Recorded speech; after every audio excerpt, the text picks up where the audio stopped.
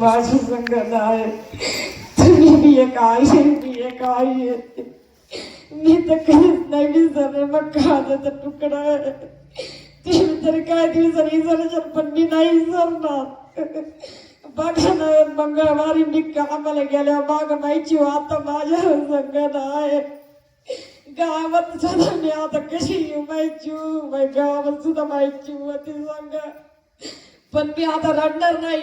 माझ्या जीवला मी न्याय मिळून द्या तर माझ्या जीवला शांत, माझ्या जीव मला माझी शांतता मिळत.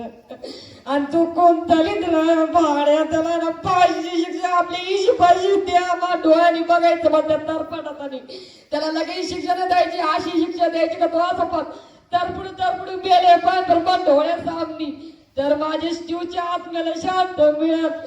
का माझी जीव बनवून माझ्या मम्मीने माझी शेवटची इच्छा सुद्धा पूर्ण केली. तिला वाटलं नाही मला तिच्या आई कुठं कमी पडली, कुठंच वाटलं नाही पण माझी जीव. आता माझी जीव कधी येणार नाही. पण मी सांगते तुम्ही सुद्धा एका आई तुमच्या लेकराला झोपा.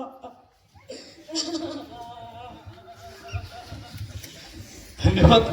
खरं तर दादा आपल्याला विनंती आहे की आपण या माता माऊल्यांचं सात्वन आपल्या शब्दात या ठिकाणी व्यक्त करावं. तर पूर्वी बंधू देखील या ठिकाणी थोडस भावना आपल्याला व्यक्त करतोय.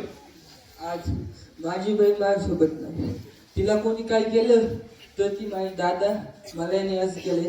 दादा आहे आज पण ती म्हणायची दादा चल नाही, दादा चल ना तर मीच तिच्यासोबत जायचं. कोण असेल तर त्याला मी मारल्याशिवाय सोडत नव्हतो. आज तिने मला सांगायला नव्हतं मी शाळेत. त्यांनी मला सांगितलं ते आराम कर असं केलंय. माझ्या जीवला जितका त्रास झाला ना त्याच्या दुःख त्रास त्याला झाला पाहिजे तसं नाही होतं. त्याला माझ्या हातात आणून द्या म्हणून मी त्याला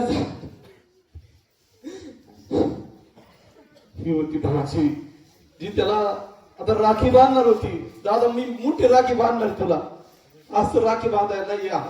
मोकळे राहणार आहेत.